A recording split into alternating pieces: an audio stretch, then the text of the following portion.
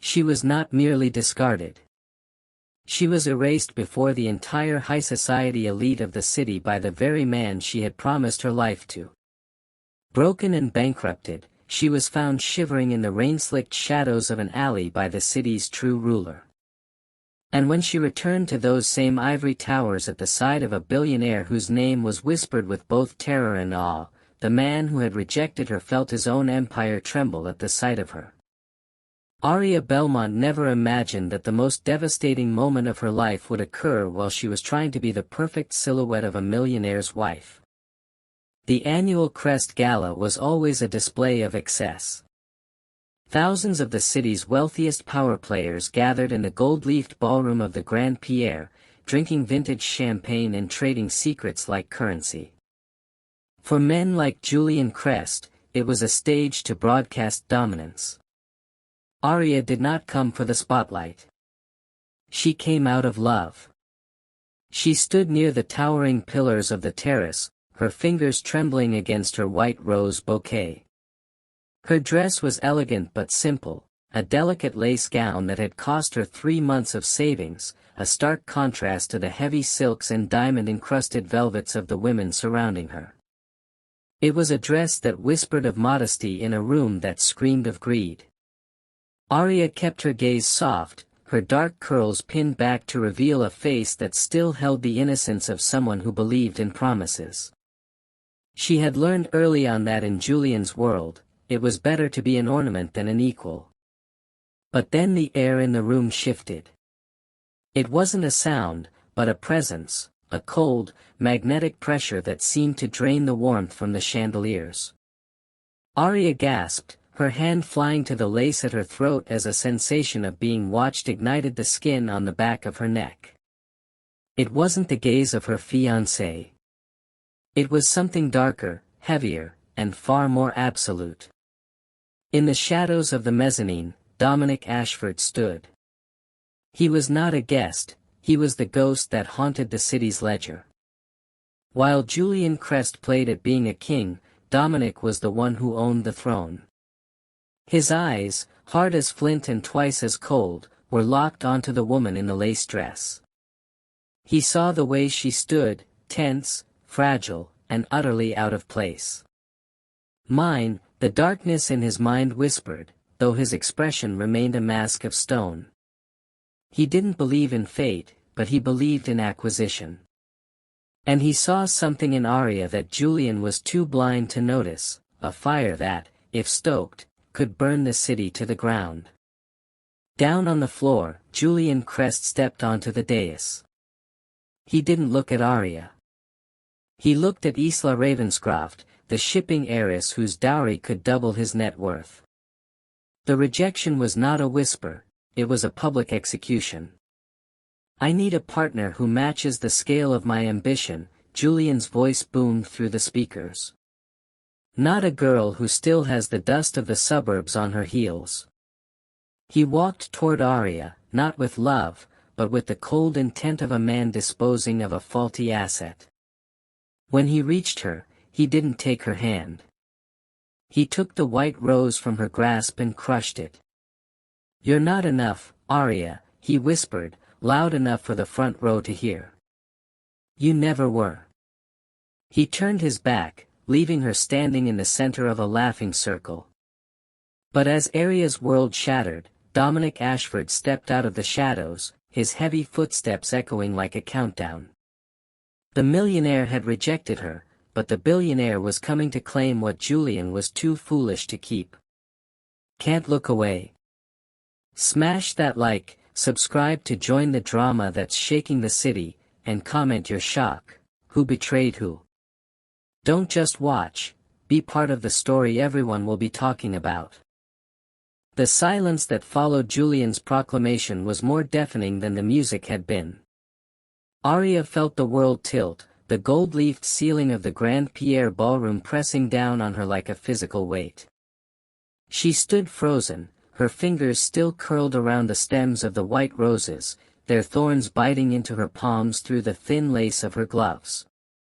Julian's face, which she had once looked at with such blind devotion, was now a mask of polished cruelty. He didn't even have the decency to look guilty. Beside him, Isla Ravenscroft preened, her silk gown shimmering like oily water under the chandeliers.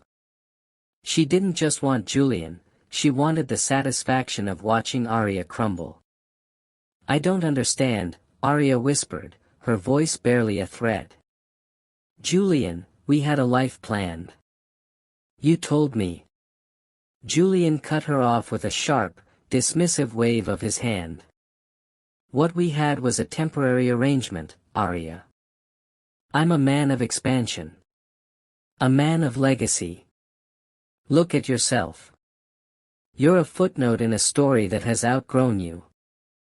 Laughter rippled through the front row, a cruel, tinkling sound from women who wore necklaces worth more than Aria's family home. Aria looked around, searching for a single sympathetic face, but she found only the cold, voyeuristic eyes of the city's elite. They weren't just watching a breakup, they were witnessing an execution. Isla stepped forward, her hand sliding possessively into the crook of Julian's arm. "Don't make this harder than it has to be, darling," Isla purred, her eyes scanning Aria's simple lace dress with visible disgust. "Security will help you find the service exit. It wouldn't do to have you wandering through the main lobby in such a distressed state." Aria's heart slammed against her ribs, a trapped bird in a cage of ribs.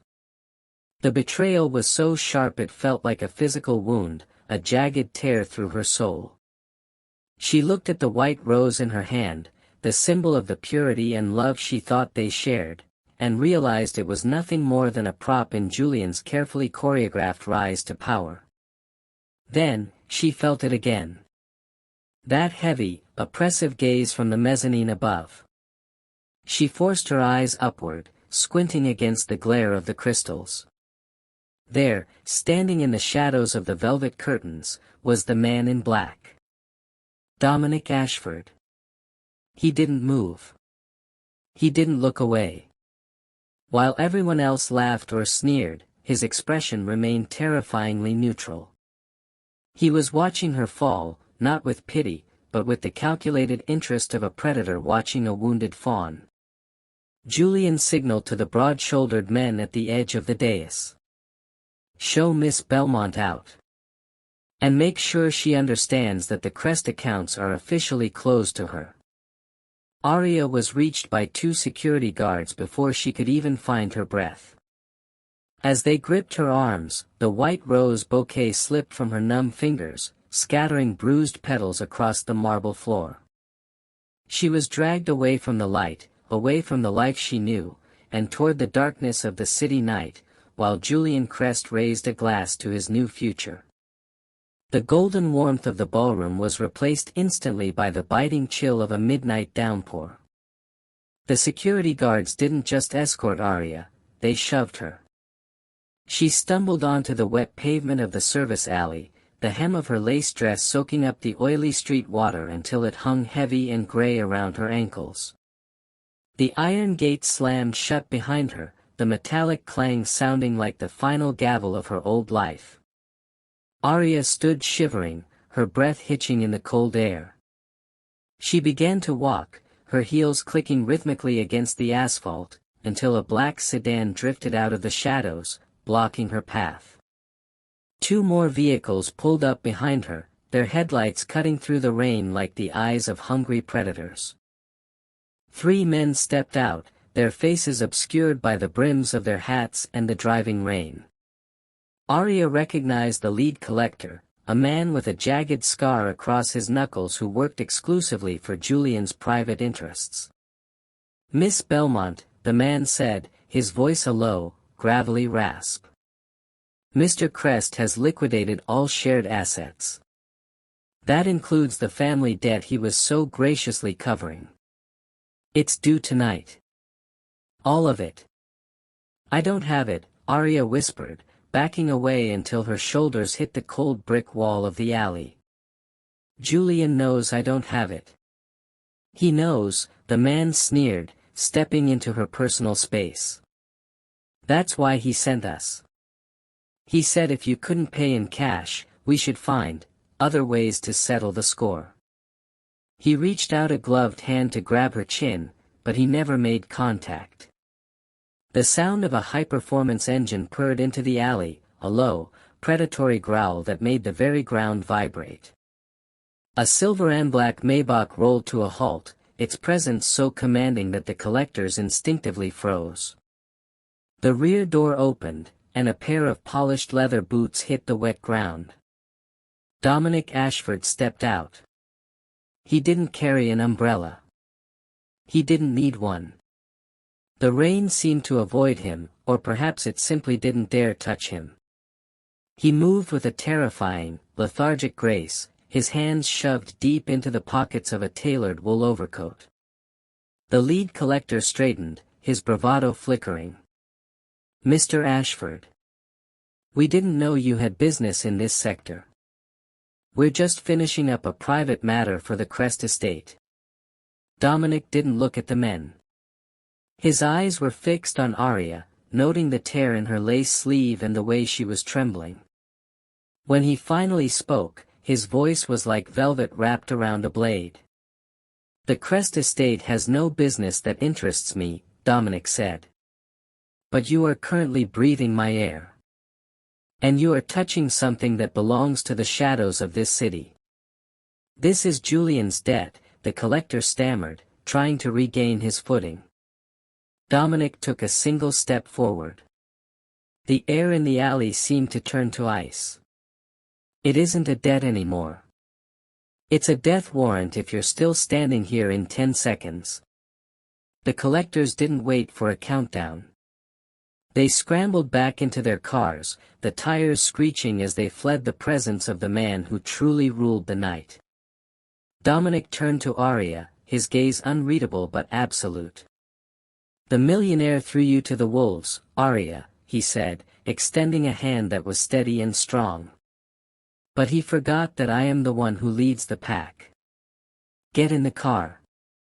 Aria woke to the sound of rain drumming against floor-to-ceiling glass, but the damp chill of the alley was gone. She was enveloped in silk sheets that felt like cool water against her skin. The air smelled of expensive sandalwood and aged bourbon. This was not the cramped, cozy apartment she had shared with Julian's promises. This was a fortress of glass and steel perched high above the city's glowing veins. She sat up, her movements stiff.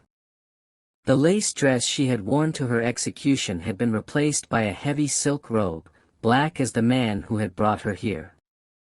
Across the room, framed by the lightning that flickered over the skyline, Dominic Ashford stood. He was pouring a drink, his silhouette sharp and predatory. "You've been asleep for 14 hours, he said, his voice a low vibration that seemed to settle in her chest. "Your body gave up before your heart did." Aria clutched the silk at her throat, her mind racing through the fragments of the night before. The rejection. The rain. The collectors. "Why?" she asked, her voice raspy. "Why save me? You don't know me. To you, I'm just a girl Julian Crest threw away." Dominic turned, the amber liquid in his glass catching the dim light. "I don't care about Julian Crest's trash. I care about value." He stepped toward the bed, his presence filling the room until the shadows seemed to bow to him. "I watched you in that ballroom. You didn't scream. You didn't beg. You stood there and let him break your heart while your eyes remained defiant. That is a rare kind of steel, Aria." He set the glass down on a marble nightstand and leaned in, his face inches from hers. "You have two paths before you. The first is easy. I have a jet fueled and ready. I can send you to a quiet town with enough money to buy a new name and a small life. You will be safe, and you will be forgotten. You can spend the rest of your days being that nothing Julian said you were."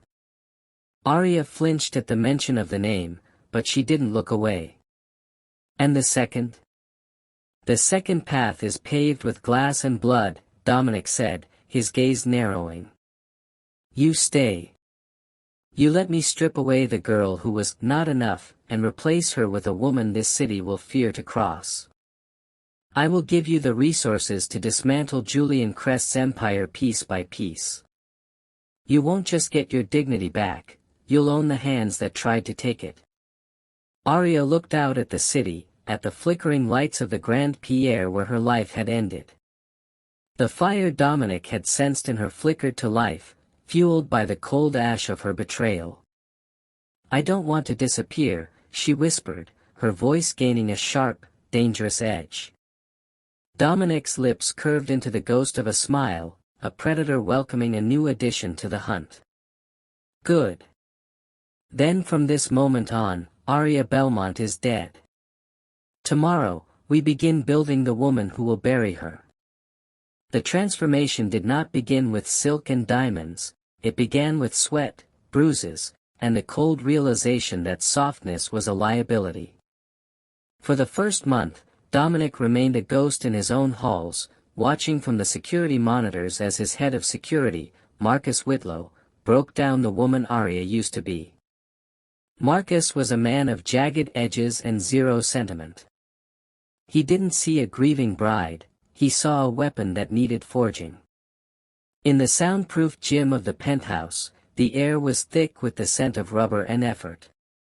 Stop looking at the floor, Aria. Marcus barked, his voice echoing off the glass walls. The floor won't hit you back. Julian Crest won't hit you back. He'll strike from the shadows, and you're standing there like you're waiting for him to apologize. Aria gasped for air, her knuckles raw from the heavy bag, her hair matted to her forehead. I'm trying, she wheezed, her legs trembling. Trying is for people who have a choice, Marcus snapped, stepping into her space. You don't have a choice. You are either the predator or the prey. Which one are you today? He swung a training pad toward her head, and Aria flinched, instinctively raising her arms to shield her face, the posture of a victim. Marcus stopped mid-swing, his eyes narrowing in disgust. That's the girl Julian broke. Is she still in there? Are you going to keep holding on to that crushed rose he gave you, or are you going to grow thorns?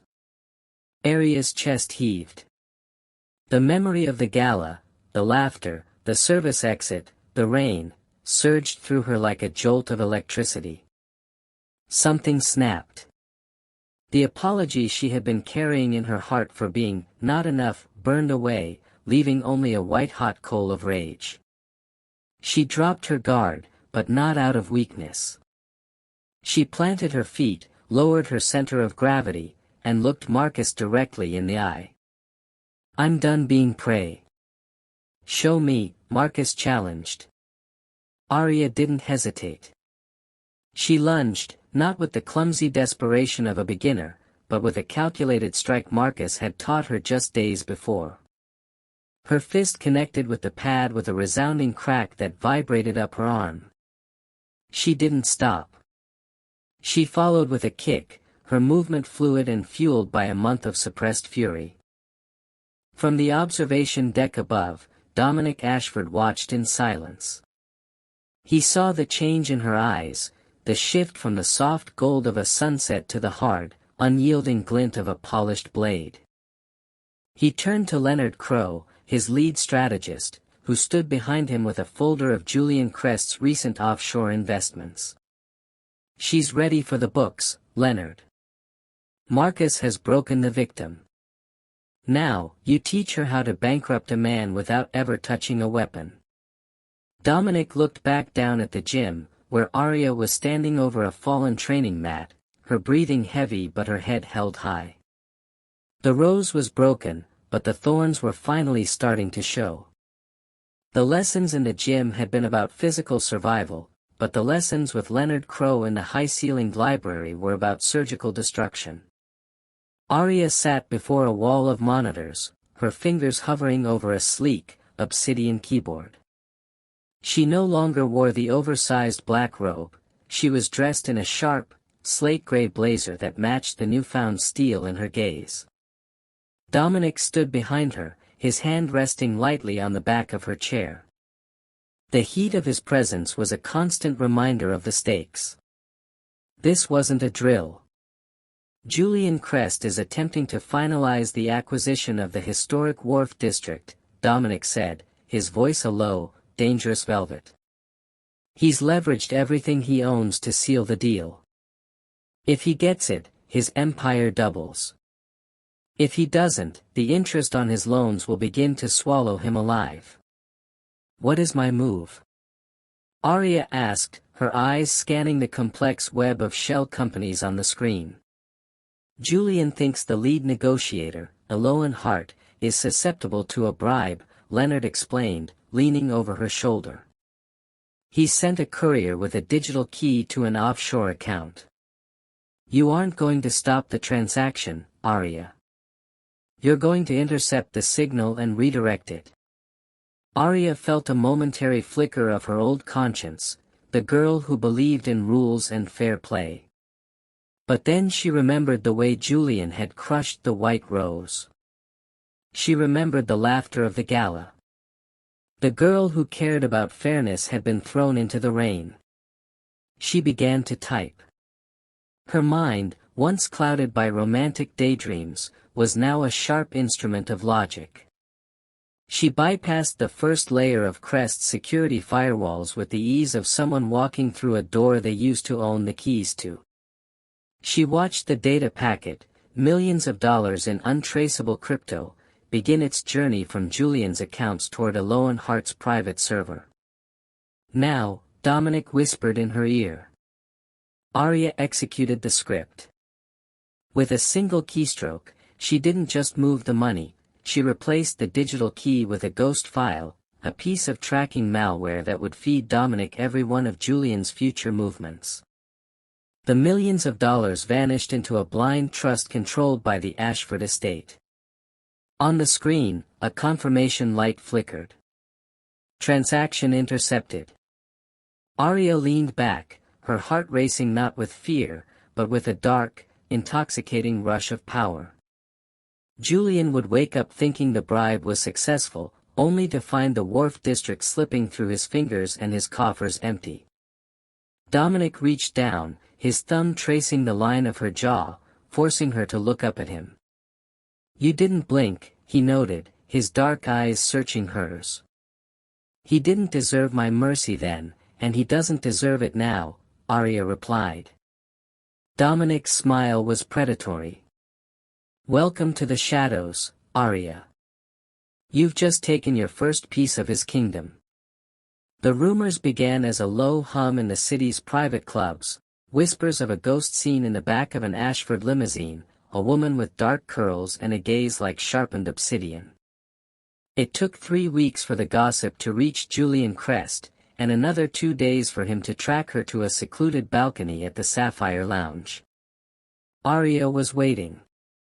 She sat alone, draped in a silk gown the color of a bruised plum, sipping a vintage red that cost more than her old engagement ring. When the heavy glass doors creaked open, she didn't turn. The scent of Julian's expensive, ego-heavy cologne reached her before he did. Aria? His voice was uncertain, stripped of the booming arrogance he had used at the gala. I thought, the streets would have swallowed you by now. Aria set her glass down with a slow, deliberate click. She turned her head, and for the first time, Julian saw the change. The soft, yearning girl who used to hang on his every word was gone. In her place sat a woman whose eyes were as cold and vast as the winter sea.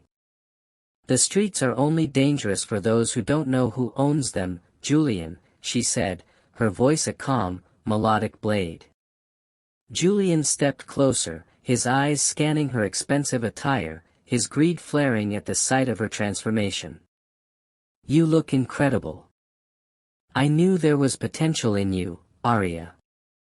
I had a lot of pressure on me that night. Isla was a strategic necessity, but seeing you like this? I realize I might have been too hasty. Aria let out a short, dry laugh that lacked any warmth. A strategic necessity. Is that what you call throwing a woman to debt collectors in the rain? Julian winced, but his desperation pushed him forward. I can fix it. I've liquidated some assets.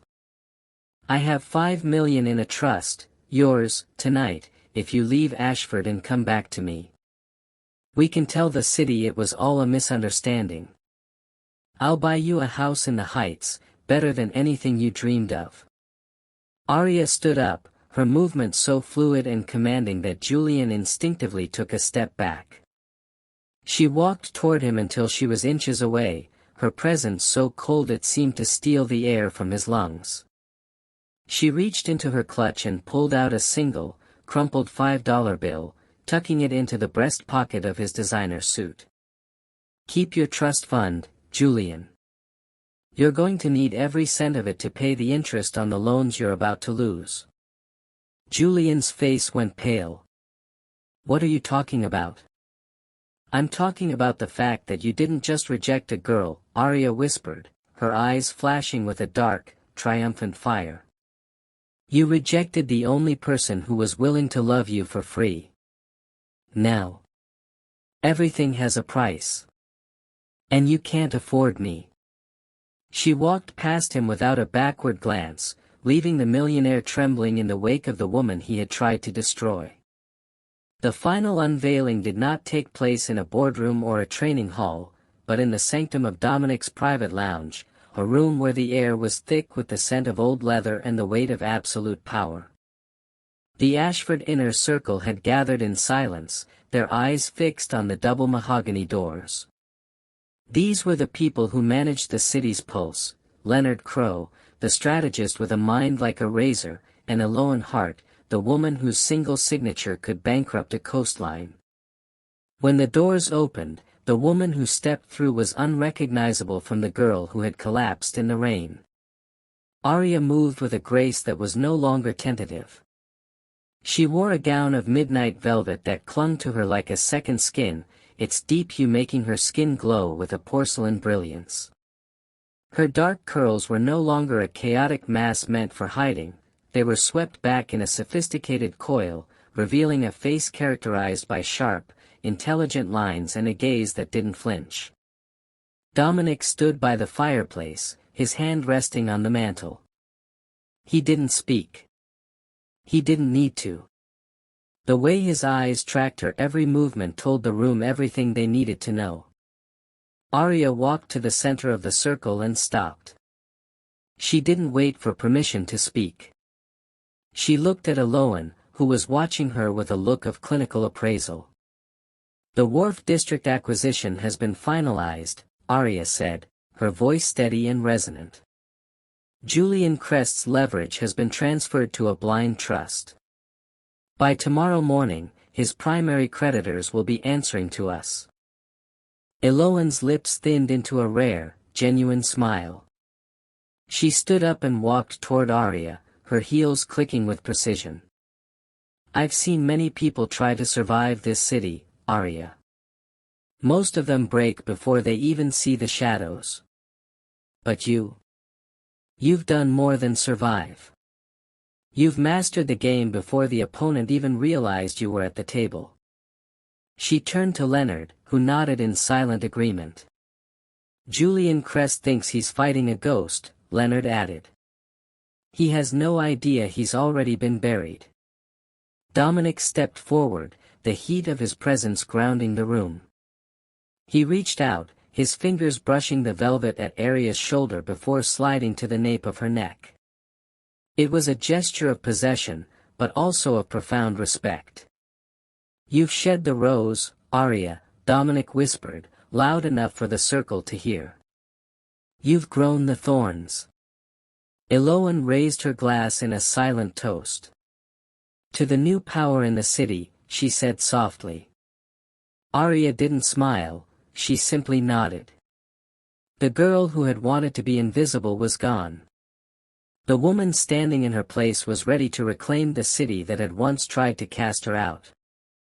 The Grand Pierre ballroom looked exactly as it had on the night of Aria's execution, but tonight, the gold leaf seemed garish and the air felt thin.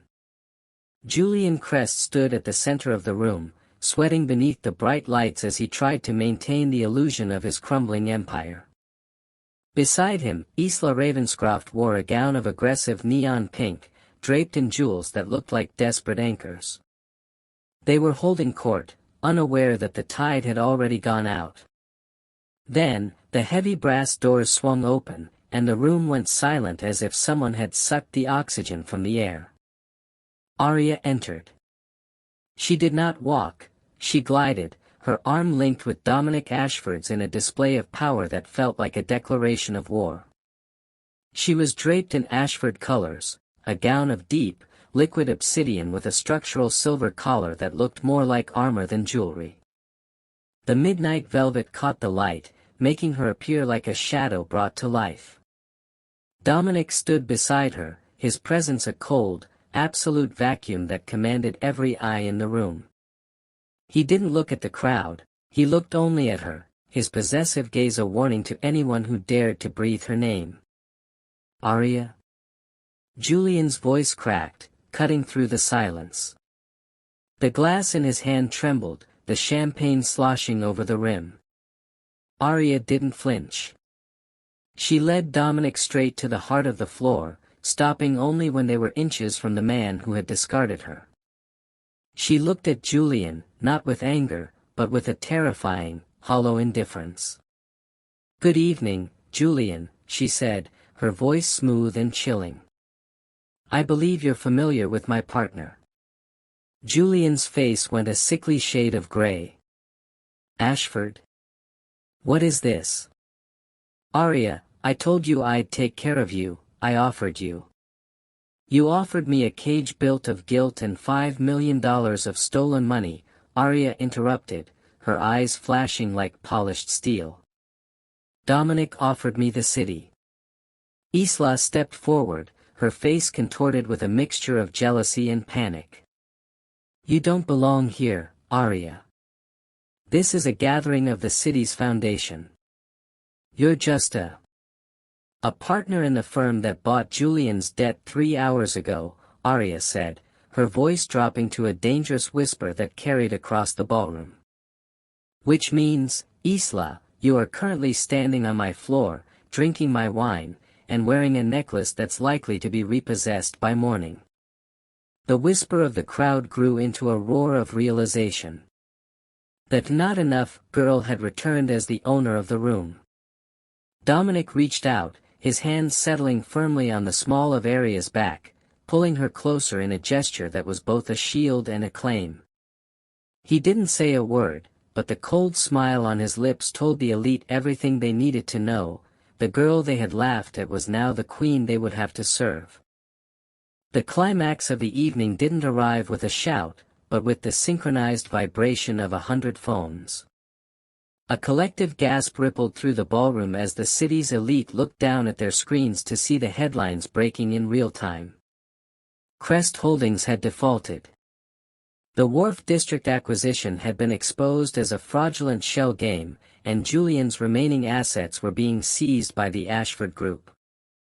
Julian fumbled for his own phone, his face draining of all color until he looked like a ghost standing in a room full of living judgment.